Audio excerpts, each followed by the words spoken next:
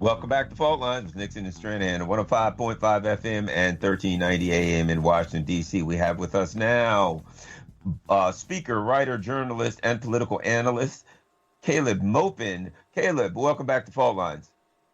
Sure. Glad to be here as always. And are you in New York, Caleb? I am. I'm in my home. I haven't left. I've been working from home. I've been inside, and we're in New York City and staying inside, not going out. That's my life for the past few days and continues to be for the next how long I'm not really clear on, right? This is New York City, and we're staying indoors. Okay. So one of the things you've been discussing on your YouTube channel is post-COVID politics and policy. I know it's hard to project what's going to happen, but there's nothing wrong with doing that, and we'll see in the long run, who comes out to be accurate. But what are your thoughts? What do you see in the long run happening, particularly in the context of this bill? That seems to be woefully inadequate for the everyday working class and lavish when it comes to the usual corporate billionaires. Well, I got to tell you, one thing that is really not a good sign is if you look at what's going on the precious metal markets right now, gold is up there with face masks and hand sanitizers. The rich of the world are right now trying their hardest to buy up the world's gold reserves, right? Get their assets in gold. And that is not a good sign at all. That's the kind of thing that happens before a big financial meltdown. We're already seeing dramatic moves on Wall Street. And at this point, with gold, being in such high demand, that's a sign that things are getting ready to really hit rock bottom here. Now, I will say that, this trillion-dollar stimulus package, many people look at it and are deeply disappointed by it. If you look at it, all these industries, airlines are getting bailed out, all kinds of bailouts are happening, banks are getting bailed out. But really, no demand is being put on them. They're not being forced to stop to stop foreclosing on people. They're not being told they have to spend the money in a certain way. All kinds of taxpayer money is being handed over to these corporations to bail them out in this time of crisis. No demands are being made on those corporations about how they act. There's that stimulus that will go to average people in the United States, but people are wondering if this could be the moment where universal basic income becomes even more popular. We remember when Andrew Yang ran on a platform of universal basic income. He was kind of considered a fringe candidate, but now it seems like calls for a universal basic income for the U.S. population are pretty widespread. People are saying at this point the public needs money to spend. So many people have lost a job. We have a gig economy in the United States, right? We know 1 in 5 Americans have lost a job or significant income because of this. But so many people in the United States, they don't have a regular job. They don't have a regular, full-time position with benefits. They're Uber drivers. They work in the service sector. They sell things online. They have ways of getting by that are kind of gigs, that are kind of short-term ways of making money. And those people are just getting killed, just getting pummeled by this COVID-19 situation. It's a disaster for them. They don't have money to spend. This is all looking very, very bad for the stock market and for the future. Well, let me defend not just everyone's talking about workers. Let me take a slightly different take on this. Do you know who this is really bad for? And it was the same group who the Obamacare was really bad for. It's what I will call the lower upper middle class. It's the people who make, let's say, $105,000, $110,000. That, like I say, to some people, making $100,000 seems like a lot of money. For a lot of people in this country, particularly people in the cities, in San Francisco, in LA, in New York, in Washington, in Chicago, so on and so forth. If you're making $110,000 a year, right, you are week to week. And again, I know that's hard for people. Everyone talks about the poor are going to make out okay in this because let's say you're really poor, right? Let's say you're in HUD housing, for instance, they're announcing no evictions. And for those people, the $1,200 may make some sort of difference because they're already on that budget. But if you've got 2 cars, right? If you've got, let's talk about this possible student loan stuff, or you went to law school and you're not making $500,000 a year, you're not making $300,000, you're not even making $250,000, which, by the way, ain't that much really. I've made that money before in LA. It ain't that much money. That's who. And by the way, I think there is an opportunity here to get those people active, because those are people who do have some skin in the game. The people who do not have enough money, for instance, to buy a home in Washington, D.C., or where I am in Virginia. They rent. And those are the people who are really going to get screwed on this. They don't even get the $1,200. They've got rent payments. Their mortgage, people can afford mortgages. And so do you guys have, by the way, I assume everybody else on this phone call is more or less in that category of people who are doing okay, but not really doing that okay, still struggling. What's your take on that, gentlemen?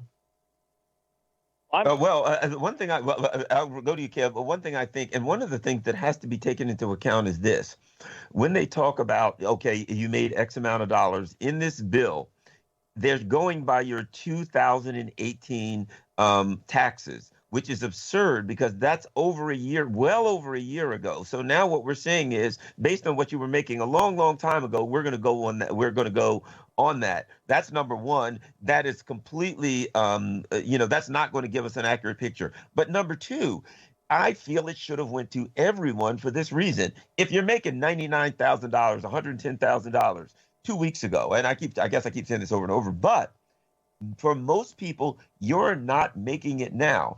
I know people who run businesses, who have rental properties, different things, who do quite well. Right now, they're not bringing in a dime, and they need some money in their pockets. So the fact of the matter is, this is a pretend bill to me. We're pretending to be addressing. We're addressing some numbers from 2018. We're addressing people's salaries before this happened. To me, that's absurd. Everybody, to some extent, is almost in the same boat right now. Caleb. No, I think you're absolutely right. That layer, that strata of folks that are not rich, but they're also, they're not struggling as much as some people. They're getting hammered right now, and there's no question about it. And those folks, their spending is very important in the economy. They're suffering.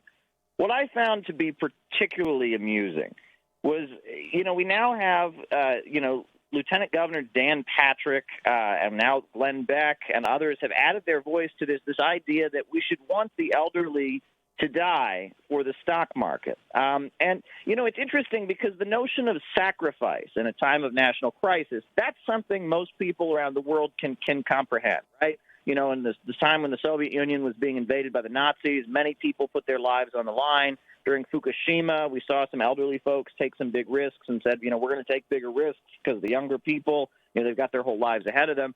But we're not asking people to sacrifice to defeat an invading army or sacrifice to save lives in the time of an earthquake. There's this call for elderly folks to just kind of take one for the team and risk their lives for the stock market. And I think people look at that and are just perplexed by that, completely perplexed by that. Is this really rational? Is this really who we are as a society, that we're saying to older folks, hey, you might have to die, but it's worth it because, the Dow Jones Industrial Average needs to go up. What does that say about us as a society? That's even a conversation we're having. Yeah. Go ahead, and I do think, like I say, I will just say this too. Obamacare affected the same thing. It was called the donut hole. It was the people who were making enough money where they didn't qualify for financial aid, but they weren't making enough money where it was a real choice tool. I was in that position as well back when I was working at NBC, which is, do I pay the fine or do I buy insurance? Which one's going to cost me more money? Because there were not subsidies and everything else. And that donut hole, I'm going to say this, that actually creates, I think, another activism opportunity, because these are people who played by the rules they went, and in a lot of cases, they're not me. God forbid I'm educated. I'm not educated at all. But in most cases, there are people who may have gone to, school, played by the rules, have a family, are struggling. And you know what? This tax bill, which again, I got to say, how many people, has anyone here read the 1,000 pages? No, we haven't read the 1,000 pages because who ever reads the 1,000 pages? No one reads it. So really, we don't even have any idea what's in it. We know the reports of the reports that we get, but that's all we know. Those people who are going to be stuck at home and they have rent coming up in about a week, they are people who I think are primed for activism if they're approached right. If they're approached right.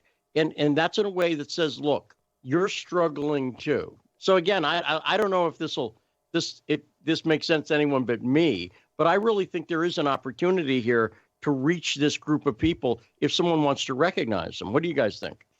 Caleb, well, I think since we're talking about post-COVID-19, I think organically a lot of things are going to change. I think organically the people that are really hurting, because with this bill, what's going on is the reality of the pain is just starting to hit. We've been only a week and a half that people have been really locked down. Some in some states only this week, and the people who are passing these bills aren't taking into account the reality of what's going to be happening over the next couple of weeks, when you have families all over this country, people all over this country locked down, and they do not have a dime for food. The potential is for disaster beyond what we could even communicate in words. I mean, I'm not saying that's going to happen, but the potential is there, Caleb. And I felt all along they're going to fumble this thing. They're going to turn it into a burning disaster, and then they're going to come back and try to fix it.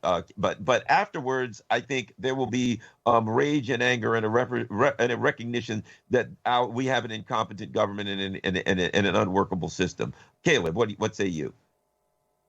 Well, it seems like the strategy that our leaders are employing right now is that they're anticipating a huge amount of rage and such, and they've decided, well, we're just going to channel that into hatred for the People's Republic of China.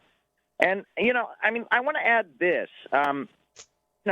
It's very important that when it comes to issues like public health, that there be 100% accurate information out there. There should never be anything inaccurate about, what people need to do to keep safe, hand washing, how to, practice social distancing. We need everything to be 100% accurate, and there's a real need for all information to be 100% clear. But that doesn't mean we can't have a conversation about where the virus potentially began. Right? And this weird crackdown that we're seeing on social media, this huge outrage that anyone would suggest that the virus began anywhere but China, is very, very strange. Often the origin of pandemics is weird. Where did the bubonic plague start? Where did AIDS start, right? These things are often very weird in their origins. Things are never how we thought they were, right? They often turn out to be much different than we thought they were. So why is the Trump administration, why is Mike Pompeo, why are all of them just going crazy if anyone suggests it is in any way possible that this virus did not start in China? And why is there this desire to turn this into a situation where we become hostile to China, where we put up barricades against them, where we escalate the situation? This should be a global effort to defeat COVID-19. This should be countries around. And luckily, I got to say, Caleb, we're out of time. Thanks so much for joining us. Caleb Maupin joining us. With people shut in, I think there will be a chance for people to look at some of that stuff.